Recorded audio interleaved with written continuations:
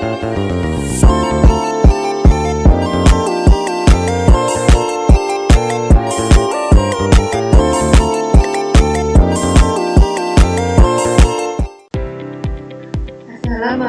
warahmatullahi wabarakatuh. Halo teman-teman, perkenalkan nama saya Wulandari dengan NIM 2303111110. Baiklah, di sini saya akan menjelaskan mengenai administrasi dan supervisi pendidikan guna memenuhi tugas mata kuliah administrasi dan supervisi pendidikan. Tentu saja. Pertama itu ada hakikat administrasi pendidikan. Administrasi dalam perspektif Islam merupakan kegiatan pengelolaan dan pengaturan segala urusan agar mencapai tujuan dengan efektif, efisien, dan sesuai dengan nilai-nilai syariat Islam. Dalam Islam, administrasi disebut tadbir, yang berarti mengatur atau mengelola dengan bijak sesuai kehendak Allah SWT. Kedua itu pengertian administrasi pendidikan. Administrasi pendidikan adalah proses perencanaan, pengorganisasian, pengarahan, pengawasan, dan penilaian seluruh sumber daya pendidikan agar tujuan pendidikan dapat tercapai secara efektif dan efisien. Tujuan administrasi pendidikan ialah untuk menciptakan sistem pengelolaan pendidikan yang terencana, terarah, efektif, efisien, dan berkeadilan. Prinsip-prinsip administrasi pendidikan yang pertama itu efektivitas, efisiensi, transparansi, dan akuntabilitas. Kooperatif, demokratis, keadilan, keterpaduan, berorientasi pada tujuan pendidikan nasional dunia. Selanjutnya, materi yang kedua itu administrasi tata laksana berbasis ICT. Administrasi tata laksana adalah kegiatan pengelolaan dan pengaturan pekerjaan agar berjalan tertib, efisien, dan sesuai prosedur. Meliputi kegiatan pengarsipan, surat menyurat, pengelolaan data, serta pelayanan administrasi yang bertujuan untuk memastikan semua kegiatan organisasi atau lembaga berjalan lancar dan terdokumentasi dengan baik. Fungsi administrasi tata laksana yang pertama itu perencanaan, ialah menyusun langkah kerja administrasi. Yang kedua, pengorganisasian, mengatur pembagian tugas administrasi. Yang ketiga, pengarahan, memberi petunjuk agar pekerjaan berjalan sesuai aturan. Yang keempat itu pengawasan, menilai dan mengoreksi pelaksanaan administrasi. Tujuan administrasi tata laksana yang pertama itu menjamin kelancaran kegiatan lembaga. Yang kedua, menciptakan ketertiban administrasi dan aktif. Yang ketiga, menyediakan informasi yang akurat dan cepat. Yang keempat, mendukung pengambilan keputusan yang efektif. Kegiatan administrasi tata laksana yang pertama itu pengelolaan surat masuk dan keluar. Yang kedua, penyusunan dan penyimpanan arsip. Yang ketiga, pembuatan laporan dan dokumen resmi.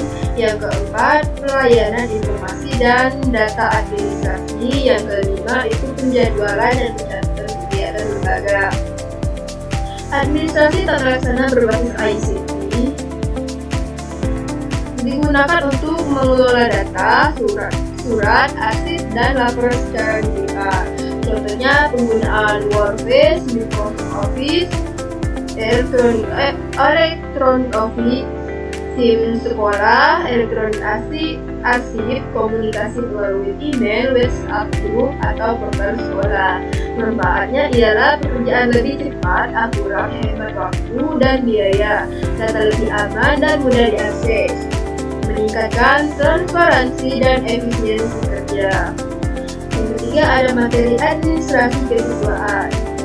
Administrasi kesiswaan adalah seluruh proses pengelolaan kegiatan yang berkaitan dengan peserta didik, mulai dari penerimaan, pembinaan selama belajar hingga mereka lulus dari sekolah. Tujuan administrasi kesiswaan ialah agar seluruh kegiatan yang berhubungan dengan siswa dapat berjalan tertib, terarah, efektif, dan efisien sehingga mendukung keberhasilan proses belajar mengajar. Yang ketiga ada kegiatan administrasi.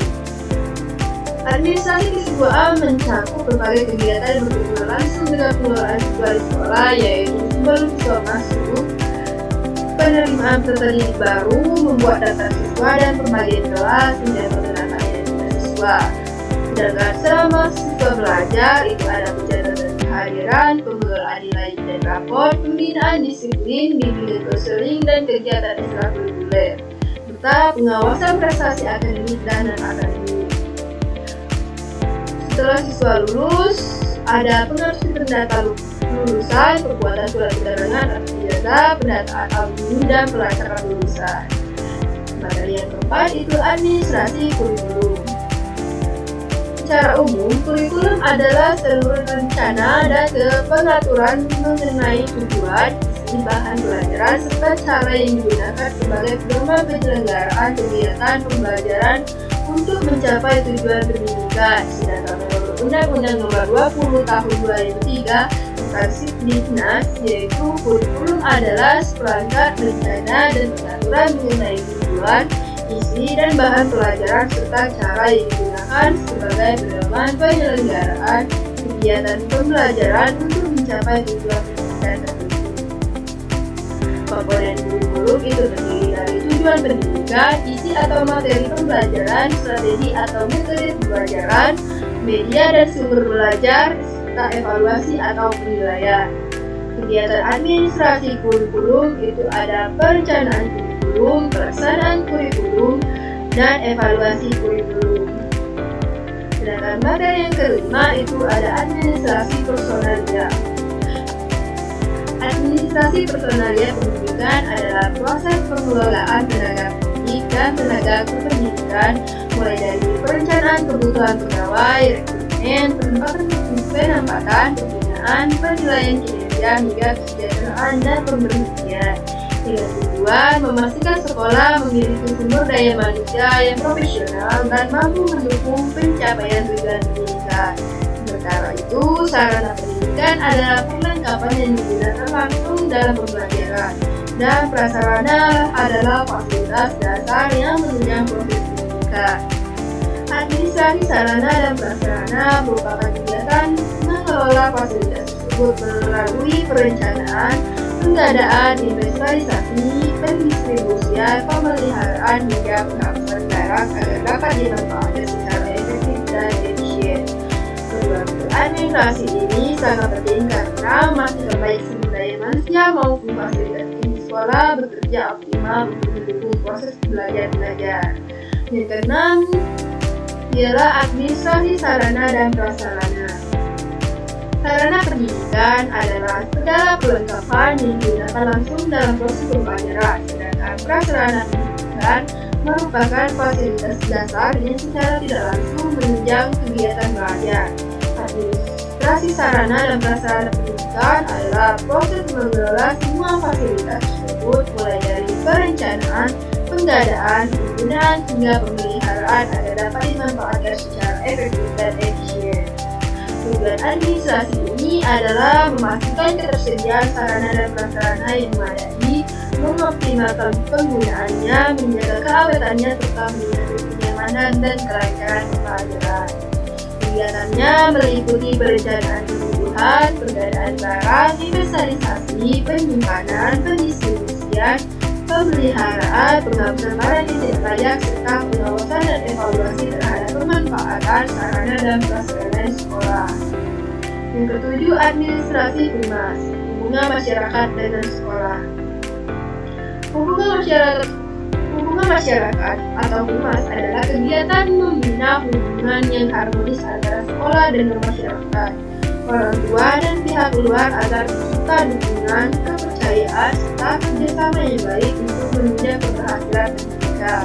Tujuan humas adalah menciptakan komunikasi yang efektif antara sekolah dan masyarakat, memperoleh dukungan terhadap program sekolah, meningkatkan citra sekolah, melibatkan orang tua dalam pendidikan, serta membangun kerjasama yang bermanfaat bagi perkembangan sekolah.